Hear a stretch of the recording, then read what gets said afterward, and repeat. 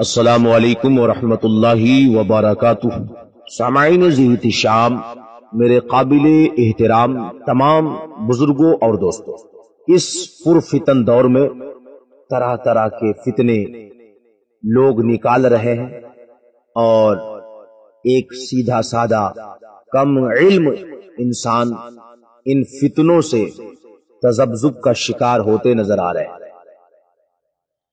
دور حاضر کا ایک بہت بڑا فتنہ یہ ہے کہ غیر مقلد نام نہاد اہل حدیث وہابی فرقہ کے لوگ مطلقاً کلیتاً وسیلہ کا انکار کر دیتے ہیں اور کہتے ہیں وسیلہ حرام ہے تو وسیلہ شرک ہے وغیرہ وغیرہ۔ جب ان وہابیوں کو پکڑا جاتا ہے اور کہا جاتا ہے چل ہمیں قرآن کی ایک آیت بتا دے یا رسول اکرم صلی اللہ علیہ وسلم کی حدیث بتا دے جس میں لکھا ہوا ہو کہ وسیلہ حرام ہے وسیلہ شرک ہے، تو ان وہابیوں کی بولتی بند ہو جاتی ہے۔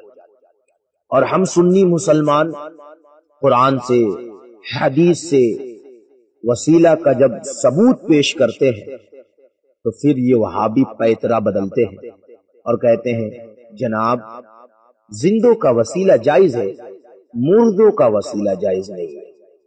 حضرات میں یہاں پہ یہ بات بھی کہہ کے گزرنا چاہتا ہوں کہ یہ وہابی آج بھی نبی کو مردہ کہتا ہے اور مردہ بولتا ہے، لیکن مسلمانوں، ہم سنی مسلمان رسول اکرم صلی اللہ علیہ وسلم کے سچے پکے غلام، ہم اپنی زبان سے کس طرح رسول اکرم صلی اللہ علیہ وسلم کو مردہ کہہ سکتے ہیں؟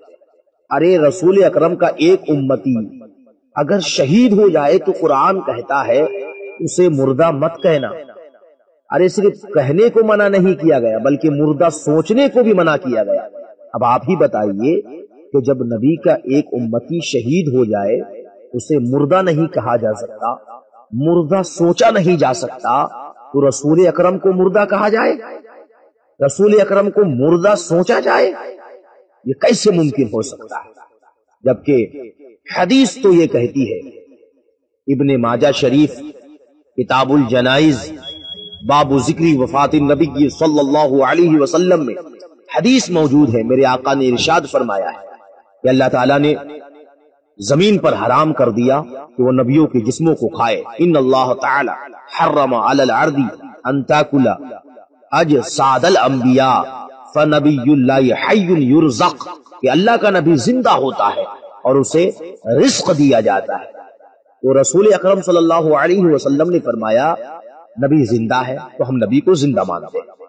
بہرکیف تو یہ پیترا بدلتے ہیں اور کہتے ہیں کہ زندوں کا وسیلہ جائز ہے، مردوں کا جائز نہیں ہے۔ تو ہم ان وہابیوں سے، ان پاکھنڈیوں سے کہنا چاہتے ہیں کہ چل تم غیر مقلد نام نہاد اہل حدیث وہابی قرآن کی ایک آیت بتا جس میں اللہ نے کہا ہو کہ رسول اکرم صلی اللہ علیہ وسلم کے تعلق سے کہ میرا نبی جب دنیا میں زندہ رہے تو تم ان کا وسیلہ لینا اور جب ان کا انتقال ہو جائے تو ان کا وسیلہ حرام ہے۔ قرآن میں کوئی ایسی آیت ہے تو بتا، یا رسول اکرم صلی اللہ علیہ وسلم کی کوئی ایسی حدیث بتا دے جس میں رسول اکرم صلی اللہ علیہ وسلم نے فرمایا ہو کہ جب میں بحیات رہوں دنیا میں تو تم میرا وسیلہ لینا اور جب میرا انتقال ہو جائے تو میرا وسیلہ مت لینا۔ ایسی تقسیم رسول اکرم نے کی ہو تو ایک حدیث بتا دے۔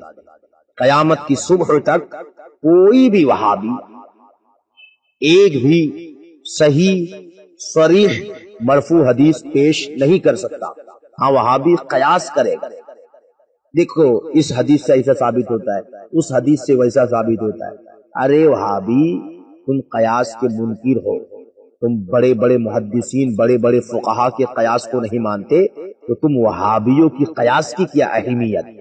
حدیث دکھاؤ جس پہ یہ لکھا ہوا ہو، یا آیت دکھاؤ جس پہ یہ لکھا ہوا ہو کہ بعد وصال نبی کا وسیلہ جائز نہیں ہے، لیکن آؤ ہم تمہیں تمہارے گھر کی گواہی دیتے ہیں، تم مولوی اسماعیل دہلوی قتیل کو بہت بڑے عالم اور فقیہ اور نہ جانے کیا کیا مانتے ہو، اور تم وہابی غیر مقلد نام نہاد مولویوں کے لوگوں نے اپنی اپنی کتابوں میں اس اسماعیل دہلوی قتیل کی تقویت الایمان نامی کتاب کی بڑی تعریف کی ہے۔